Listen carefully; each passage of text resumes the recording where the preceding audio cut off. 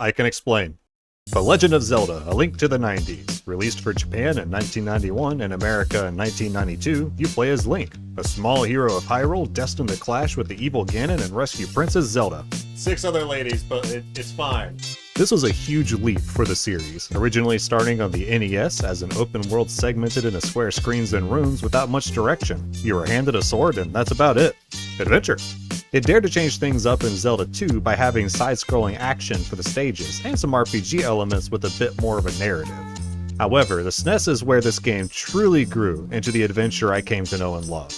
Your character had an uncle who may or may not be dead, you got to meet interesting characters, explore uniquely designed dungeons, find neat items and tools, discover secrets, find treasure. There was so much here to find and enjoy. I know some would complain it feels too linear, but arguably all games have some sort of path to guide the player, or else it becomes too aimless. Even the original Zelda had an end goal. But what I enjoy about this Zelda game is that it felt more like a realized adventure. I may have struggled with the last randomizer. What the f is going on? But I think the content tables are about to turn. Because we're talking about content tables.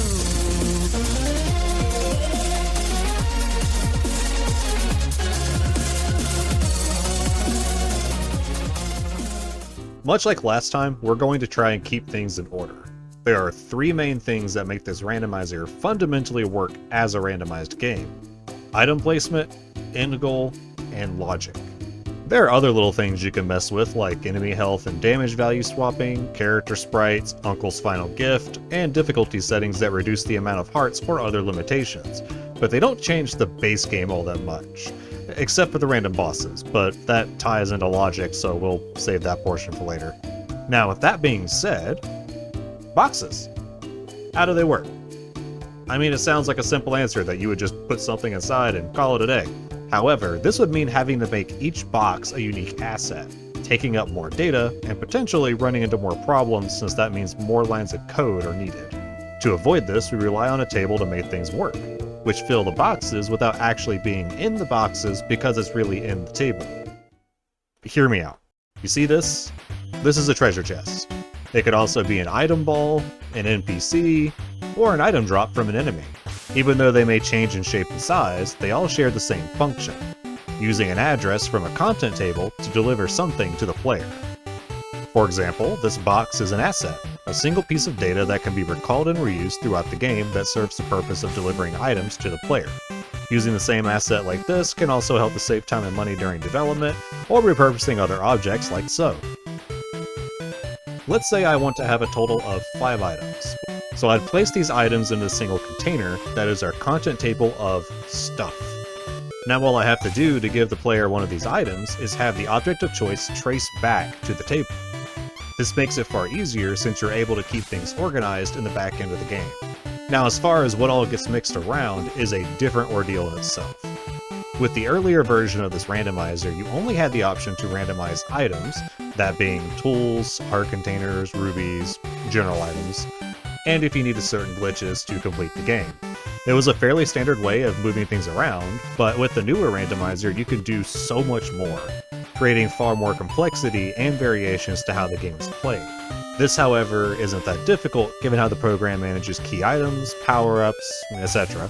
Randomizing enemy placement is fairly straightforward, except for when the chickens and hazardous obstacles start trading places, but that's more shenanigans than anything. And the damage value swaps are much more simple than the Mega Man X randomizer was, strictly swapping the damage output between enemy units. Now when it comes to the entire game being randomized as a whole, we have what is called a seed. The seed is generally represented as a string of numbers, generated based on various parameters and settings. If you've ever played Minecraft or anything similar to it, you've set up plenty of seeds each time you create a world to build and explore. Now this sounds simple enough, but when it comes to item-specific requirements for completing certain segments of a game, it gets complex. This mostly ties into the logic behind the randomization based on the parameters set for it. What does it mean when someone infers that the logic dictates the placement of items, enemies, and other various changes? First, let's take it a step at a time and figure out exactly what it is that's needed to complete the game. Normally, you'd start in the castle, receive your sword and shield, run 3 dungeons, find the magic mirror and moon pearl, grab the master sword, enter the upper floor of the castle, run 7 more dungeons, find a big bomb, get silver arrows, fight Ganon, and then make your wish with the Triforce. Now you introduce the mixing of items and cannot gain the master sword, which means you wouldn't normally be able to get further into the game. However, there are options depending on a few things, like using the invisible cloak to bypass destroying the barrier. But we can make this more complex. What if you have glitches enabled, don't have the master sword, and there's no cloak to get by the barrier? This is where you start thinking hard about what you found and where you are. That might lead to something like a Death Mountain hop, using a power glove to get to a warp point early, bunny dungeon that I can't f***ing do. With a lot of randomizers, you still have the same end goal of the game. However, this can get even more convoluted or simplified when the end goal is modified. What if you completed the game when you obtained the Master Sword?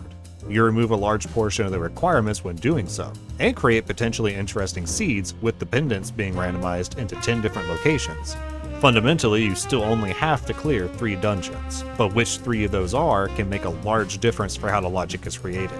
And this isn't counting the possibility of randomizing bosses, since certain boss fights require specific tools to defeat, which may create its own logic progression of tracking down specific items. And when adding something entirely new to the end goal, you end up creating an entirely different scenario. Case in point, Triforce Hunt. This mode baffles me. And this is post-me, the nerd that got to comb through 13 plus hours of raw footage and is still uncertain where the logic would have pointed me to go. Then again, the Triforce Hunt is very much a treasure quest, having 20 pieces of the Triforce to collect and bring to Mr. Syllable, so is it truly a randomized run? I mean, in technicality it is, since it still moves around items and stuff, but the Triforce pieces are a completely foreign item for Link to the Past. Despite not really fitting into the randomizer, it's still very much a fun mode of play, and my inability to find the logic for this mode created a bit of mystery which, to be honest, kind of revitalizes the joy of finding treasure chests. No longer was I finding myself getting frustrated because I didn't have a moon pearl, or because I didn't have keys for a certain dungeon, or no lantern, or finding nothing but money, or running towards Hype Cave as fast as humanly possible. Instead, I was sprawling about, looking under every nook and cranny to find these elusive little pieces to complete my quest. Randomizers are a thing that will never cease to fascinate me. The thought and planning that goes into the coding behind it to guarantee a victory is possible, even if it's only through the most difficult or convoluted means available, is amazing. I'm still stumped on how the Triforce Hunt plans out, only knowing what a dungeon is going to yield as leftovers so I don't waste time. Regardless, I still think Link to the Past is one of the better games around for this type of gameplay, and if anything, the added optional game mode shows that off impressively. Okay, I know someone is thinking, but Metroid! And yes, I'm sure it's great too, but I'm not a big fan of... I need to find a better office.